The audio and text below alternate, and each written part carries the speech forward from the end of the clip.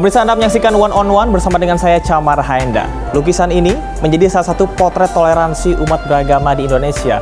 Momen ini terjadi ketika pemimpin tertinggi umat Katolik, Paus Fransiskus, disambut langsung oleh Menteri Agama Republik Indonesia ke-25, Profesor Kiai Haji Nasaruddin Umar. Sejumlah persiapan telah dilakukan menjelang Idul Fitri, kemudian juga beliau akan menjawab berkaitan dengan persiapan Haji 2025. Tetaplah di One on One.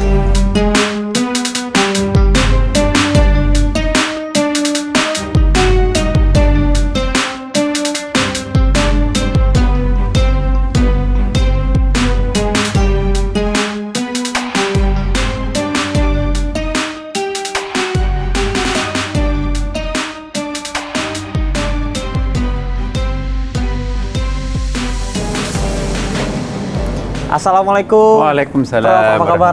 Sehat. Terima kasih sudah bergabung bersama dengan One on One. Alhamdulillah. Sehat ya Prof ya?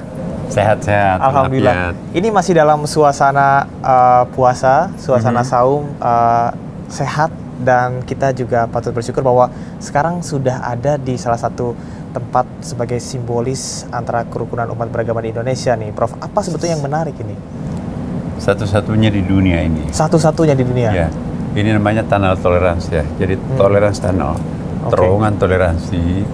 Jadi di sebelah kita ini ada katedral yang paling historikal di Indonesia, gereja, dan di sini adalah Istiqlal. Ya. Nah, jadi ini kita sambung di bawah tanah ini. Kita ada berapa puluh meter di bawah tanah ini.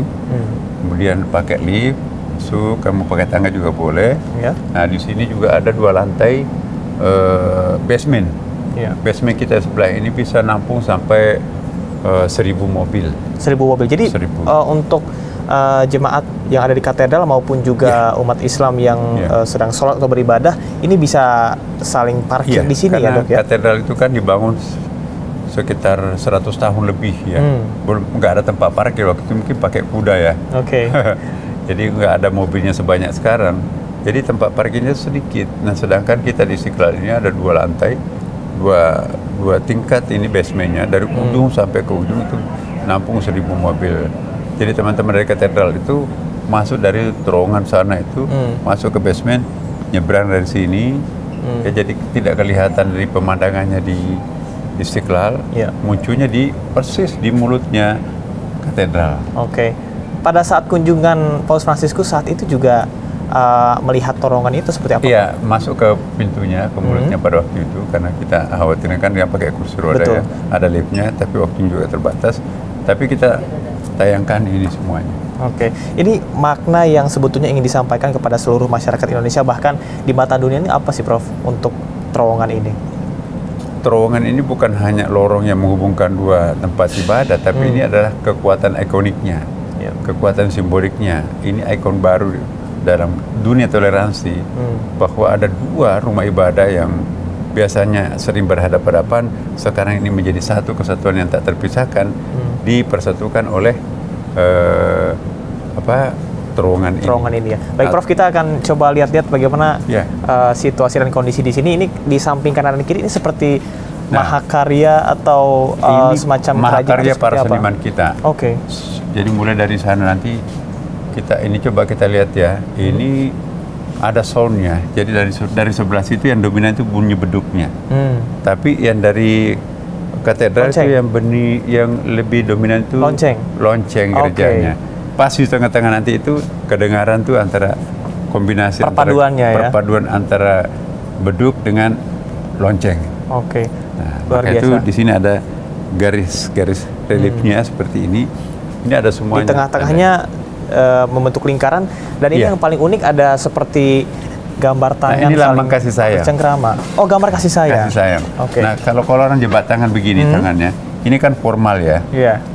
Ini formal. Iya. Tapi kalau kita begini itu persentuhan kasih sayang. Oke. Maknanya jadi lain ya, lebih mendalam, longgar. Kalau ini ketat, formal. Nah, ini kalau begini. Kalau ini salam bisnis mungkin. Salam bisnis ada maunya ini. Kalau ini coba kita lihat. Ini positifnya ya, positifnya, ini negatifnya. Jadi kalau lihat dari belakang nih. Oh, ini opposite ya, kebalikannya gitu ya Prof ya. Jadi ini disembarakan seluruh seniman-seniman yang terkenal di Indonesia, dari Bali, dari Yogyakarta, dari Bandung, dari berbagai negara, dari berbagai tanah air ya, minta sampai ada beberapa puluhan lah calon-calon pemenangnya pada waktu itu, sehingga kita pilih ini. Dan ternyata yang memenangkan ada Pak Sunario, itu seniman senior dari ITB, Institut Teknologi Bandung. Ada tadi saya lihat ada sejumlah panelis yang juga menilai dan memang ini betul-betul mahakarya anak bangsa. Ya, betul-betul mahakarya dan itu objektifnya luar biasa. Nah, kita pilih pada saat itu siapa yang bisa menentukan yang terbaik. Karena dulu juga Istiqlal waktu dibangun itu kan ada disembarakan juga. Akhirnya dimenangkan oleh Silaban non-Muslim. Tapi luar biasa cara membuat gambar-gambar Masjid Istiqlal itu kan. Semua jadi misalnya ini menarik, Prof. Artinya yang merancang Masjid Istiqlal justru pemenangnya adalah non-Muslim. Iya, non-Muslim. Dan sebetulnya tidak ada masalah dengan hal itu ya. Iya. Ya, ini satu bukti bahwa Indonesia itu memang negara-negara yang susah ditiru ya. Ini negara toleransi yang paling sejati ini. Bagaimana ada dua rumah ibadah seperti katedral dengan masjid itu nyambung. Yang kita lihat itu adalah konflik, tapi ini adalah sesuatu yang sangat indah. Ya. Oke, Prof, ini melihat secara visioner ke depannya apa yang diharapkan dari dibangunnya tunnel ini ya, toleransi siapapun yang lewat di terowongan ini harusnya mendapatkan semacam memori, kesadaran dalam dirinya. Luar biasa. Kita dari situ mendengarkan bunyi beduk, kita dari sana mendengarkan bunyi lonceng. Dan kita di tengah-tengah ini dua-duanya sangat berpadu padan gitu ya di tengah ya. Kemudian tamunya katedral, tamu kami juga. Tamunya Istiqlal nyebrang ke sana juga.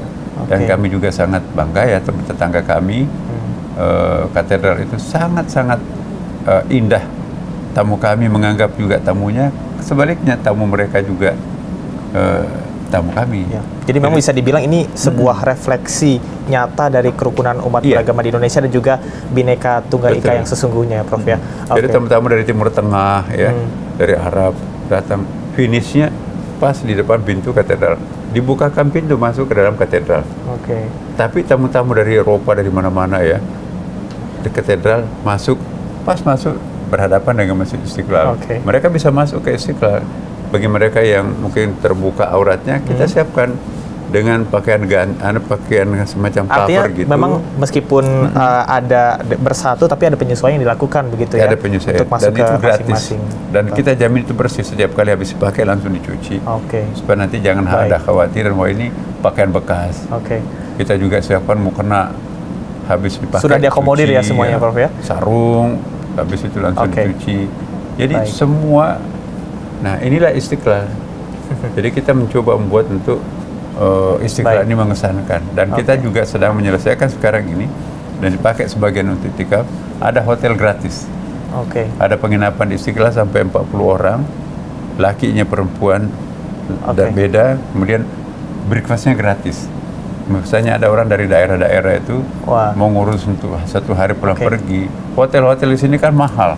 Ini kan jantung kota Jakarta. Itu sebuah gebrakan yang luar biasa ya, Prof ya. Tapi kita akan bahas nanti setelah segmen selanjutnya, dan kita akan bahas juga berarti nanti bagi masyarakat yang sholat Id juga bisa parkir di katedral juga Istiqlal bisa ya, Prof ya, bisa langsung ya. Kita akan kembali di One on One sesaat lagi.